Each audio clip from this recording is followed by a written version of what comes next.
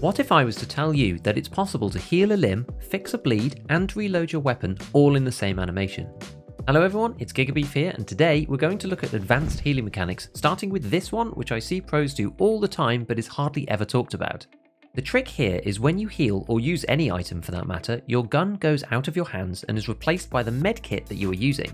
Because you aren't holding your weapon anymore, you can avoid animations related to that weapon, such as changing attachments, folding the stock, and most usefully, using the reload option in the right-click menu to allow your PMC to do these things without triggering any animations. Animations take time to complete and are usually either uncancelable or cancelable with a delay, so not having to deal with this at all can be amazing. Imagine a situation where you exchange half a mag with an opponent, take a hit to the thorax and dive back behind cover. You can hear them coming, but with this trick you're able to quickly heal your thorax and reload your gun at the same time, and when they get to you, you're back in full force with a fresh mag. This also works with injectors, and with their super quick use time of 2 seconds can be even more powerful in certain situations. Armed with this information, let's next investigate which heal is the best overall. Ignoring price for a moment and only looking at the mechanics themselves, there are a few things that are important, and as usual, just looking at the stats doesn't tell you everything that we need to decide. In-game, we can see obvious features such as how each med comes with a different total HP pool, where more is clearly better, and the status effects that the meds also heal in addition to general damage such as bleeds. But this use time metric is much more nuanced than it appears at face value. Each med has a max HP that it can heal in one go. For example, the AI2 and the IFAK can only heal 50 HP to a limb in a single use, regardless of the durability of the med or the health pool of the limb available to heal. This means if your thorax is under 35, you'll have to heal it twice, not ideal. The Grizzly is the highest with 175 HP per use, which seems like total overkill because the most HP you'll ever be repairing is 84 from a 1 HP thorax. But the trick here is that healing occurs periodically, every 0.4 of a second for the duration of the heal, and the fact that you can cancel the heal partway through changes how we should think about it. The actual amount that is healed per tick is different for each medkit. You can see the heal speed in the menu when using them, which is stated per minute. Converting this number to HP healed per second, the Grizzly has the most with 35 HP per second and the IFAK the least with 17. This corresponds to 14 heal per tick for the Grizzly and 7 for the IFAK. The use time specifically refers to the full length of time that the heal buff itself is active.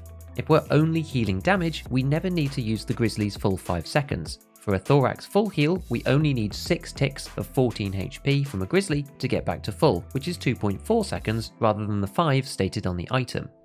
Either using the menu in-game or the PMC's health indicator in the top left, once the body part being healed goes completely white again, which shows that it's at full HP, you can left click to cancel the animation, stop the healing buff and put away the med.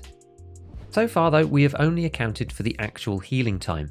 Measuring the animation for each kit, there is an additional 3.2 seconds before any healing occurs at all, 2.8 seconds of getting out the med time, and 0.4 seconds before the first heal tick actually happens. Interestingly enough, this is identical for all of the meds, but what does differ is the time to put them away. I tested this 2 ways, firstly by waiting for the animation to complete naturally, starting measurements when the buff disappeared and then ending the measurement as soon as I could fire my weapon, as well as secondly cancelling partway through the animation and again firing as soon as possible.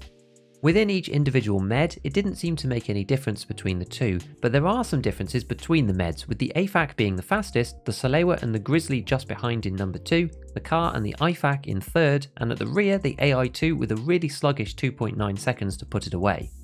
From all of this, the Grizzly is the overall winner on health damage healing if you're cancelling animations properly, but there is one more piece that we need to take into consideration. Both the Grizzly and the Salewa can heal light and heavy bleeds, although this takes up less points for the Grizzly. With the high usage of 175 durability on the Salewa, it's very tempting to use another med specifically for dealing with heavies first like the hemostat. But purely in terms of combat effectiveness, you're better off using the Salewa directly and, say, bringing 2 of them.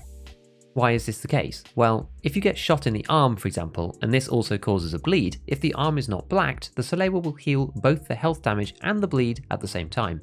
This prevents you having to first use an item to fix the heavy, and then using the Salewa afterwards, which can save time in an intense fight. It is very important to note that you do need to wait for the entire duration of the heal use time before the status effect is removed. Cancelling the animation will leave you with bleed still and only the HP of the limb being repaired. While the Grizzly does fix both bleed types and fractures, which the Salewa doesn't do, the fact that you have to wait 5 seconds to remove bleeds at all with the Grizzly tips the balance in favour of the Salewa if you're talking pure performance optimization. Fractures are some of the least impactful injuries in Tarkov because of painkillers, so personally I think faster bleed repair is of higher value.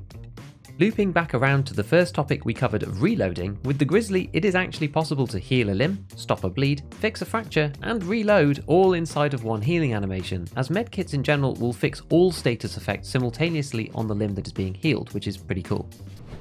One final note in this section is regarding heal priority. If you have your meds hotkeyed, they will prioritise fixing status effects like bleeds first, then pick the lowest health limbs next. Unfortunately, most of the time we just want to heal the thorax before anything else, which can be frustrating because you have to specifically navigate in the menus to do so. While this doesn't fix the problem entirely, one kit that allows you to bypass the prioritization of status effects is the AI2 because it doesn't deal with statuses at all. Hotkeying a cheese will always allow you to top up the lowest HP limb, not something that I do personally, but it could be useful to someone. So purely in combat terms, we have decided that the Salewa is likely the best overall med, although you probably would need at least 2 of them to survive the large amounts of durability taken up by heavy bleeds. The Grizzly is a very close second, but is much more compelling when thinking about the economics. The best way to get this is using the gas analyzer and the UV lamp barter, which is typically 25k together, but can be lower if you get lucky. This is honestly really cheap for the utility that you get, and you don't need to take splints either when using it. However, you do have to think about your kit a bit more because the 2x2 can be limiting on rigs and armor if you want it hotkeyed. There are some cheap options though, like the SOE Micro Rig and the Wartech TV106-109, or even the UMCA, sometimes lovingly referred to as the Baby Blackrock. Salewas, on the other hand, are hard to get under 20k, and given the optimal setup is 2, this is much more expensive overall at around 40 to 45k for those who want peak performance and don't care about the money. A hideout craft works out at 22.7k, so not really worth it versus Therapist herself who sells them for 23k, and sometimes you can get them cheaper on the flea at 20 or so, just watch out for the lower durability ones. There is another barter for 1 paid, but this paid is shared with the impact grenade barter where you need 3, so late game this tends to be more expensive than the cash version. Despite all this, I get asked all the time why I use the car kit plus a hemostat, and I do think that it is the best overall option for most players when taking into account the money. At 11k total, it's more cost effective than either the Grizzly or the Salewa, and if you're pairing your heals with a heavy bleed item anyway, you're not benefiting from the overlapping heals, so you may as well go for the cheap version. You still get light bleeds thrown in with the car, and the 70 max HP heal is only ever an issue if you're under 15 thorax HP, which is pretty rare. The car is the 3rd best overall for this max heal stat, behind only the Salewa and the Grizzly. Its 220 HP pool is enough for using on light bleeds for 50 HP, and I usually pair it with an AFAK in the secure container as a backup for 620 total potential heal, which is a lot for me, because 400 in a single slot is the highest med density barring the Grizzly, which makes the AFAK really good for the secure container in the case of need. Typically, I'm either dead, or if I win, my opponent will have some meds on them. I have only had one situation in the past year or so where I actually ran out with this setup, and that was fighting Rishala's guards plus PMCs around gas station and being unable to get to the bodies properly. For most players, the fringe optimizations of double healing limb damage and status effects, which by the way requires the limb not to be blacked either, doesn't outweigh the fact that you'll be paying at least 14k more per raid, at least not until you're running bigger kits anyway. That said, I'm very tempted to start using the Grizzly a bit and see how I get on with it in my more endgame loadouts. So as usual, a big shout out to all my patrons. If you haven't checked out the page yet, we are gradually building up resources exactly like this that you won't find elsewhere, as well as early access to videos and more. Otherwise, hit all the buttons if you enjoyed the video, and as always, have fun in your raids.